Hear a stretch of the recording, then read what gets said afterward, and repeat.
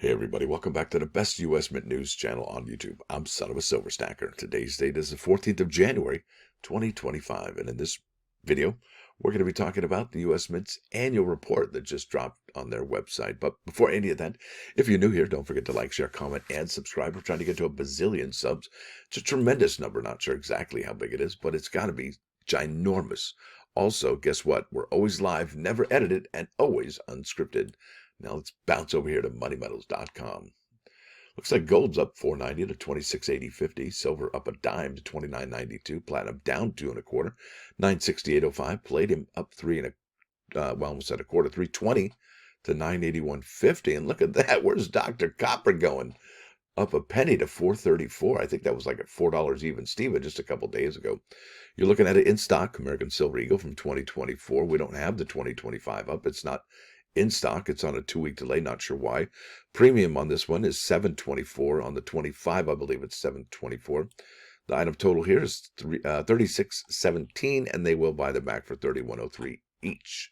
Now over here to the United States Mint website, we're under About and Reports, and as you can see, the 2024 annual report just dropped, and we got to thank the United States Mint for that.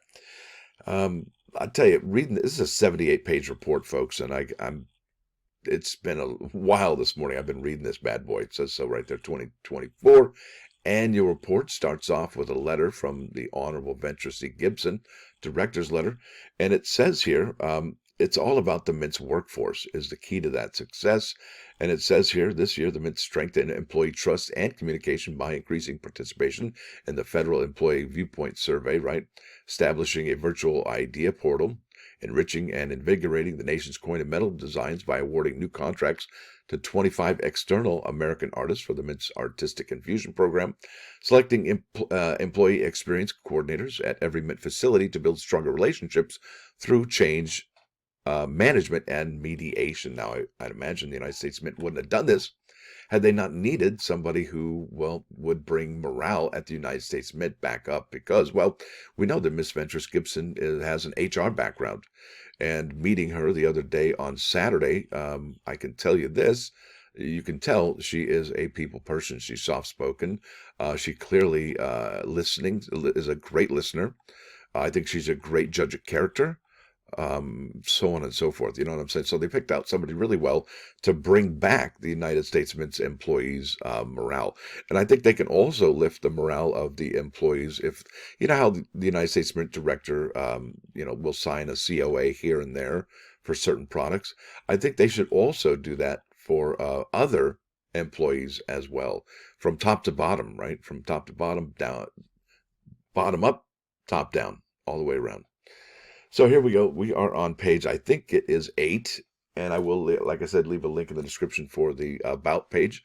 So this is the United States Mint at a glance. These are some of the charts and pie graphs and all this stuff and tables that kind of explain what happened in 2024. And as you can see, just by glancing at this before I even start talking about it, you'll see that 2024 is deficient in each and every single category except maybe one or two. It's kind of profound, actually. So here we have revenue dollars and millions for 2020 through 2024. That's 5 years worth, right? And you can clearly see that 2024 is the lowest amount of revenue in dollars and millions by the United States Mint, all right, in the last 5 years. So down and to the right. And that's revenue by line of business. So the Mint's in business in 3 categories. They have 3 lines of business. LOB, the bullion, the circulation, and the numismatic, right? Bullion, they sell that to the dealers. They sell it back to us. There's the circulating coins, which is ordered by the Federal Reserve Bank. And the Federal Reserve Bank, it's interesting. They have a 12-month coin need report that they put out. I haven't seen it yet for 2025, but I would like to see that very much so. Only because I think it would, confirm what I kind of have a theory about for 2025. And I'll show you in a table from 2009 and 10 how 2025 might mirror those two, 2009 and 10. It's just incredible. So let's keep on keeping on here. This is circulating coinage, revenue, dollars and millions. And this is let's see here. Mint is sole manufacturer of legal coins. Revenue, yeah, look at it. This is for each denomination, right? $0.50, 1 cent, 5 cent, dime, and $0.25. We'll get to that And oh, you won't even believe how much it costs for the United States Mint to strike pennies and nickels now. It's even more expensive than it was before. And zinc and nickel are less expensive by like 20%, except copper's up by like 5%. So that really doesn't tell the whole story, does it? The cost of those coins. All right, bullion coins right here. The Mint is the world's largest producer of gold and silver bullion coins. And look at this, 2020 through 2024. Yeah, it's not so good there for the bullion sales, even though we sold much more bullion this year than we did last year. Isn't that interesting? So we're talking about revenue, we're talking about income, and those are two different streets in the city. I'm telling you, it's well, I don't want to, I almost said something I shouldn't have. Woohoo! Good catch. Numismatic products, here we go. Revenue, dollars and millions. Look at that. The revenue, that's because of the price hikes, right? The Mint prepares and distributes numismatic products for collectors and those who desire high-quality versions of coinage. Most of the Mint's recurring products are required by federal statute. Others are required by individual public laws. So here you go. You got the silver products here. You got gold and platinum, miscellaneous, commemoratives, American innovation dollars, presidential dollars, quarters, and annual core sets. Seigniorage and net income. Look at that. That's really what I'm here to talk about. It's a gut punch, folks. It really is, and it's not going to get any better in my book, and at least in my theory, because the Federal Reserve Bank will not be ordering as many coins as they once did, and particularly for 2025. Seigniorage is, if you haven't heard, it's the difference between the face value, right? If it's a nickel, how much does it cost to produce that nickel, right? Circulating coinage. The Mint transfers seigniorage to the Treasury General Fund to help finance national debt. Net income from bullion and numismatic operations could also fund federal. Has nothing to do. That has nothing to do with seigniorage anyway. I don't know why they said that. It's kind of like when you're in English class. It's like, what line is not needed there, right? So just, yeah. Seigniorage and net income before protection costs, dollars and millions. You got the three programs there, just like the three programs here, right? So that's it right there. Let's keep on keeping on. There is gross cost, dollars and millions. All right, fiscal year revenue was, there you go, a decrease of 27.7% compared to last year. Cost of goods sold decreased 27.3%. Look at that. See, at 2,968 millions. Yeah, selling general administrative costs, expenses increased. There you go. That's why the Mint isn't making as much as they could be on that seigniorage, because there you go. Total seigniorage and net income before protection expenses decreased by 214.9 million compared to last year, reflecting the impact of decreased circulating demand. So it's hitting them in all areas and in many different aspects. So the decreased demand, the increase in cost, right? That's brutal. And here's circulating coinage. Their shipments decreased 44.1% to 5,871 million coins. That's tremendous. That's 5 billion coins, right?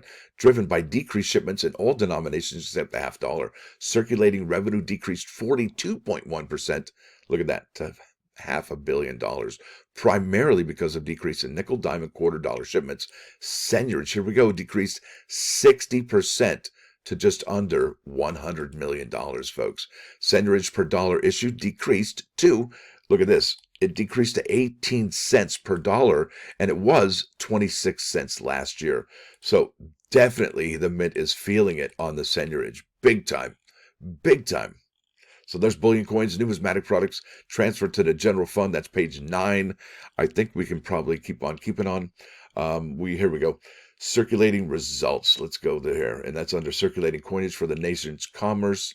A lot of interesting information here. I'm just going to go over to the table after this right here. Here we go. Fiscal year 2024 unit costs increased for all circulating denominations compared to last year. The pennies unit costs increased by 20%. The nickels unit costs increased by almost 20%, right there at 19.4. The dimes unit costs increased by 8.7%. And the quarter dollars unit increased by 26.2. That's the highest out of all of them so far. Yeah, that's right. And the unit cost for pennies now stands at 3.69 cents per Lincoln cent. And nickels now, yeah, they now cost 13.78 cents.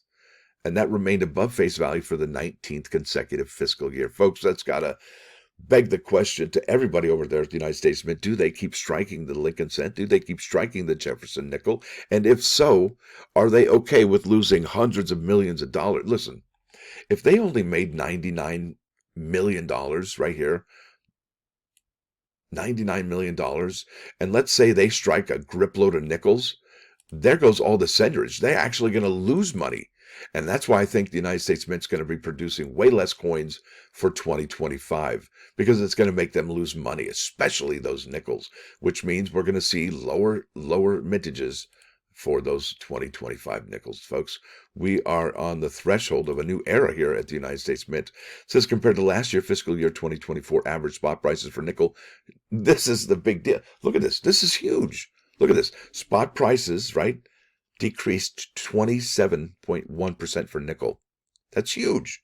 And average zinc prices decreased 4.7%, which is kind of But look at this. Copper prices increased 5.4%. And if you look at the makeup of the coins, most of the coins we have here in the United States are copper slugs, right? They're just copper rounds. 80%, 90% copper, right? Think about that. And that is what hits us. Now, what that means is if the United States the United States Mint doesn't stop production of those nickels, of those Lincoln cents, and even the quarter dollars at the metal, what am I trying to say, formulas that they have now, are they going to change the metal formulas to increase the amount of zinc or the amount of nickel and decrease the amount of copper in there? Yeah, why wouldn't they, right? I think they're ready, and I think they already have a formula waiting in the wings. All they're just waiting for is the good to go, right? That's huge. So there we go. Total circulating coin production, coin in millions. And as you can see, I talked about a little bit earlier, there's 2009 and there's 2010 and there's 2024. And as you can see, those are, not like these other ones here, as you can see. Look at that. This is huge, folks. This is a big deal. And like I said, I think 2025 is going to mirror this here data table for these charts, 2009 and 10. Wow. So there it is, folks. I think that really just covers it all. No, it really doesn't. There's so much more to that report. There's 78 pages. And I only went to page 11 or 12, maybe 19. I don't know, but it wasn't very far. Whew. But it really conveys the point that I wanted to make, and is that the circulating coinage over there at the United States Mint will probably not be struck in the amounts that we've seen in the billions and billions of coins, like Carl Sagan would say. We're going to see a great reduction.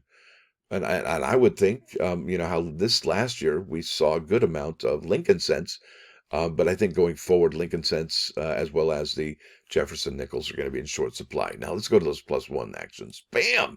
This is judgment. It says here, judge everyone charitably and give everyone the benefit of the doubt. And there's a good reason for that. It really is. It keeps you out of trouble. I think what that means is believe something good about somebody rather than something bad, because we really don't know the motivations that somebody has.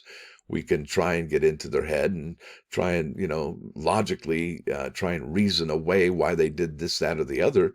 But remember, emotions are not logical, and sometimes people are motivated by their emotions, and you can't refute emotions. Think about that. That's profound. All right, let's keep on keeping on. Here we go to 99.9 KOIN Coin News Radio. This is Soundgarden, Black Hole Sun. And if you have been reading the news lately, you have seen that there is a tremendous black spot on the sun. It's a quarter way around the sun. And I think what that does is increase the solar winds, as well as creates a solar minimum. And that might have an effect on the temperaturas that we face. Now, with that said, I want to thank you all for coming. Thanks for dropping by. Don't forget to hit that like button. And if you do like what you hear and see, sub the channel. It's absolutely free. Now, if you want to spend a little ditch, you might want to become a member. It's $1.99 a month. And it helps these videos come out each and every single morning. I don't think I've taken a day off in quite some time, but that's okay. I love coins, and I love talking about coins. Does it show? Can you tell? I don't know. Stacker out.